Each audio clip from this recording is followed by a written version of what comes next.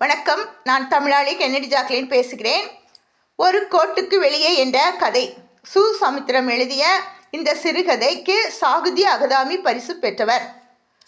அதாவது, ஒரு கிராமத்தில் ஒரு முதலாளி வீட்டில் ஒரு பொண்ணும் அவங்க அப்பாவும் வேலை செஞ்சிட்ருக்காங்க. அப்பாவுக்கு வயசாகிடுச்சு. அதனால் அவங்க அப்பா படுக்கையிலே தான் இருக்கிறாரு. இந்த பொண்ணு தான் என்ன பண்ணுவா, தினமும் கூலி வேலைக்கு செல்வா, அவங்க வீட்டு வேலையும் செய்வா. இப்போ என்ன பண்ணுறாங்க, அவங்க வீட்டில் ஒரு பொண்ணு இருக்குது. அந்த பொண்ணுக்கு என்ன ஆகுறதில்ல, மணமகனே வரமாட்டுக்கான். ஏன்னா அந்த பொண்ணு அழகாகவே இல்லை. உடனே அவங்க என்ன பண்ணுறாங்க, ஒரு தந்திரம் பண்ணுறாங்க. இந்த பொண்ணு அழகாக இருக்குது, அதனால் இந்த பொண்ணுக்கு புடவையெல்லாம் கொடுத்து அவளை அழகு பண்ணி அவளை என்ன பண்ணுறாங்க, அவளையும் அந்த பொண்ணையும் அவங்க மகளையும் அனுப்புகிறாங்க கோயிலுக்கு, அம்மங்குடைக்கு. அங்கே பச்சை கலர் புடவை கட்டியிருப்பா ஒரு பொண்ணு. அந்த பொண்ணை தான் உனக்கு கொடுக்க போகிறோன்னே அவன் பார்க்குறான், அழகாக இருக்கா, இந்த பொண்ணு தான் அழகாக இருக்கா. உடனே சரின்றான். சரின்னோடனே இவன் என்ன நினைக்கிறான்னா, என்னடா இது, என்றைக்கும் இல்லாத திருநாளாக நமக்கு புடவையை கொடுக்குறாங்க, நகையை கொடுக்குறாங்களே அப்படின்னு நினச்சிட்டு இவ்வளோ சந்தோஷத்தில் நமக்கு தாய் இல்லை, இந்த அம்மா தாய் மாதிரி நம்மளை கவனிக்கிறாங்கன்னு நினச்சிக்கிட்டா.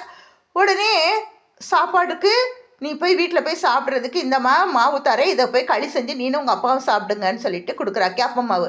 அதை சலிச்சா அதில் புழுதாக இருக்கே தவிர மாவை காணும். சரின்னு அவங்க அப்பாவுக்கும் கொஞ்சத்தை கொடுத்துட்டு இவளும் சாப்பிட்டுட்டு அடுத்த நாள் என்ன பண்ணுறா, போகிறா. அப்போது அந்த முதலாளி அம்மா வீட்டில் சொல்கிறாங்க, எங்கள் பொண்ணுக்கு கல்யாணம் நாளைக்கு அப்படின்றாங்க. சரின்ட்டு கல்யாண வேலையெல்லாம் இவ தானே செய்யணும், இவ தான் எல்லா வேலையும் செய்கிறா. கல்யாணம் காலையில் நடக்குது, தடபுடலாம் நடக்குது. மாப்பிள்ளை வீட்டுக்காரங்கெல்லாம் வராங்க. வந்துட்டு இந்த பொண்ணு மணமேடையில் மாப்பிள்ளை உட்காந்துருக்கிறான், பார்க்குறா.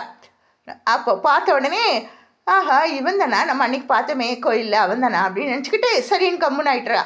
ஆனால் அவனுக்கு இவன் வேறு உடையில் இருந்ததுனால தெரியலை. இப்போது மணமேடையில் அந்த பொண்ணை கூட்டிகிட்டு வந்து முதலாளியுடைய மகளை கொண்டு உட்கார வைக்கிறாங்க. உட்கார வச்ச உடனே இவனுக்கு ஆசை, அன்னைக்கு பார்த்த பொண்ணு எவ்வளோ அழகாக இருந்தா, இன்றைக்கி ஒரு முறை பார்க்கலாமேன்னு சொல்லிட்டு இப்படி நிமிந்து தாலி கட்டும்போது பார்க்குறான்.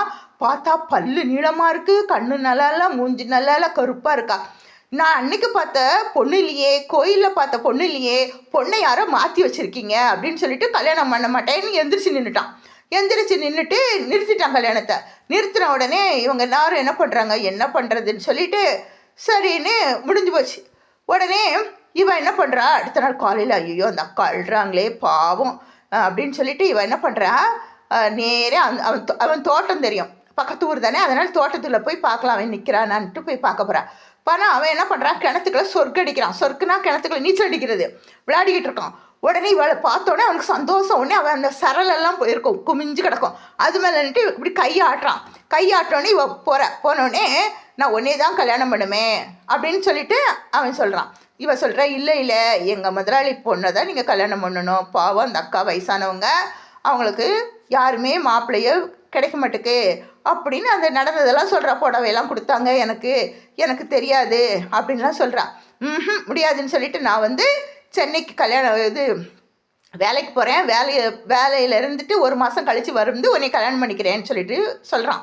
அதுக்குள்ளே அந்த வழியில் போகிறவன் மண்ணெண்ணெய் கடைக்காரன் அவன் பார்த்துட்டு வீட்டில் போய் வத்தி வச்சிடறான் முதலாளி வீட்டில். உடனே வந்த உடனே அவள் குடுமையை பிடிச்சி இழுத்து, நீ தான் எங்கள் பிள்ளையுடைய வாழ்க்கையை கெடுத்தவா, இனிமேல் எங்கள் தோட்டத்தில் நீங்கள் குடியிருக்கக்கூடாதுன்னு சொல்லிட்டு அவங்களுக்கு வேலி போட்டு விட்டுறான்.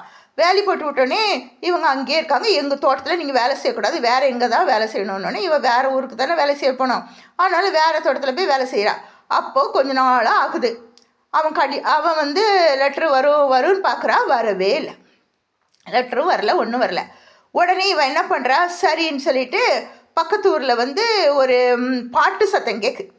என்ன பாட்டு சத்தம் கேட்குதுன்னா, அந்த இவளை கல்யாணம் பண்ணிக்கிறேன்னு சொன்னான் தானே, அவன் என்ன பண்ணுறான், வேறு பொண்ணை சென்னைக்கு போன இடத்துல கல்யாணம் பண்ணிக்கிட்டு வீடும் கொடுக்குறேன்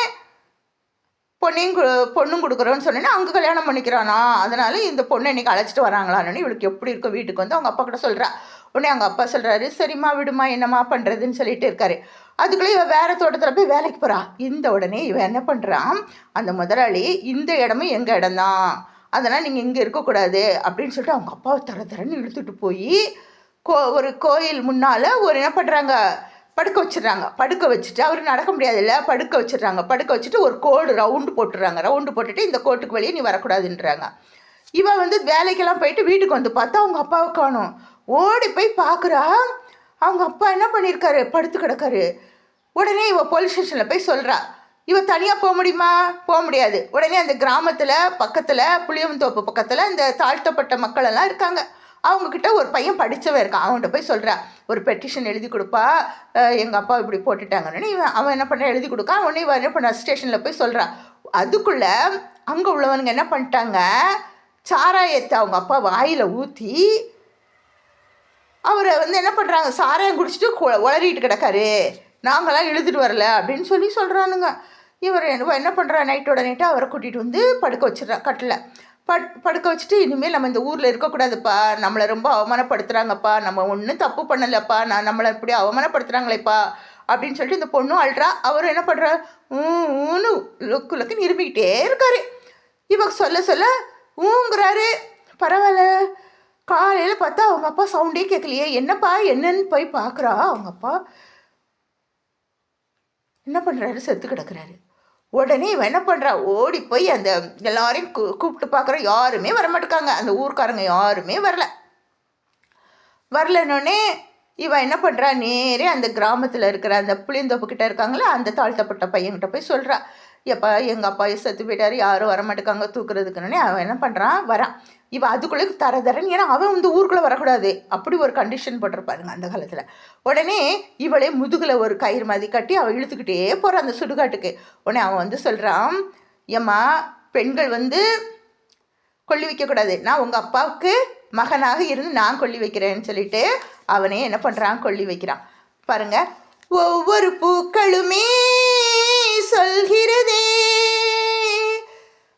வாழ்வென்றால் போராடும் போர்க்களமே, ஒவ்வொரு பூக்களுமே சொல்கிறதே வாழ்வென்றால் போராடும் போர்க்களமே, ஒவ்வொரு விடியலுமே சொல்கிறதே இரவானால் பகல் ஒன்று வந்திடுமே, நம்பிக்கை என்பது வேண்டும் நம் வாழ்வில், லட்சியம் நிச்சயம் வெல்லும் ஒரு நாளில், மனமே ஓ மனமே நீ மாறிவிடு, மனமே ஓ மனமே நீ மாறிவிடு, மலையோ பனியோ நீ மோதிவிடு, ஒவ்வொரு பூக்களுமே சொல்கிறதே வாழ்வென்றால் போராடும் போர்க்களமே. வாழ்வில் போர்க்களம், எப்படிப்பட்ட போர்க்களம் பாருங்க. எந்த தவறும் செய்யாமலே ஊரை விட்டு ஒதுக்கி வச்சுட்டாங்க. அவங்க அப்பாவும் இறந்து போயிட்டாங்க. கடைசியில் என்ன பண்ணாங்க, அடுத்தவர்கள் தான் கரம் நீட்டி தன்னுடைய அண்ணனாக ஏற்றுக்கொண்டு தன் தங்கையாக ஏற்றுக்கொண்டு வாழ்க்கை வாழ்ந்தாளாம் அந்த பெண். நன்றி, வணக்கம். உங்கள் தமிழாளி கென்னடி ஜாக்லின். இதை கேட்டுட்டு லைக் பண்ணுங்கள், ஷேர் பண்ணுங்கள், சப்ஸ்கிரைப் பண்ணுங்கள். அதாவது இது நான் 12ஆம் வகுப்பு படிக்கும்போது படித்த கதை. இதில் ஏதாவது தவறுகளும் பிழைகளும் இருந்தாலும் மன்னித்தருள்க. நன்றி, வணக்கம். உங்கள் தமிழாளி கென்னடி ஜாக்லின்.